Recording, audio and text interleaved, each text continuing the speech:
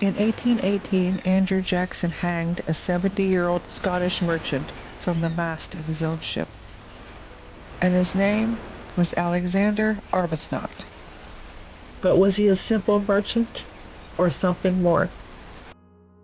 To answer that question, we have to travel to the Gulf borderlands of 1818. Florida was still divided into East and West Florida and remained under Spanish control. Along the Gulf Coast, merchants, native nations, soldiers, and rival empires competed for influence. Alexander Arbuthnot's trading network stretched from Pensacola to St. Mark's and into the Seminole towns along the Swanee River. But as tensions along the frontier grew, another path began to take shape.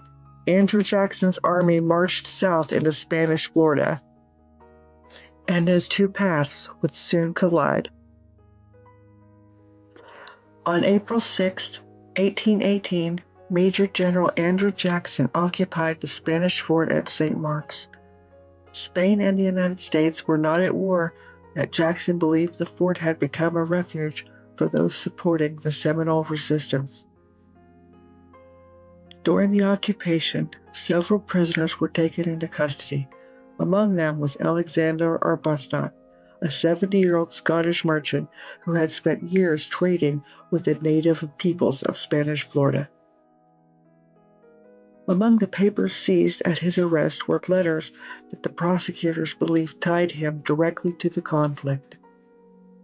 Signed in his own hand, the letters would become the prosecution's most important evidence. On April 26, 1818, a special military court convened at Fort St. Mark's, organized under orders issued from the headquarters of the Division of the South. The court assembled to hear the case against Alexander Arbuthnot and Robert Christie Ambrister. Major General Edmund P. Gaines presided over a panel of military officers appointed under the authority of Andrew Jackson. The prosecution accused Arbuthnot of encouraging the Creek and Seminole peoples to wage war against the United States. Additional charges alleged that he acted as a spy, supplied the enemy with provisions, and encouraged continued resistance against American forces. When called before the court, Arbuthnot pleaded not guilty.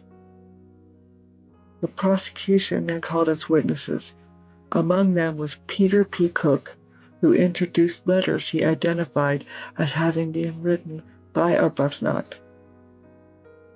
Prosecutors argued that the correspondence showed that Arbuthnot had encouraged native resistance rather than acting solely as a merchant. The letters became a central part of the government's case. When given the opportunity to respond, Arbuthnot denied encouraging war. He maintained that he acted only as a merchant and intermediary, conducting lawful trade amongst the native communities of Spanish Florida.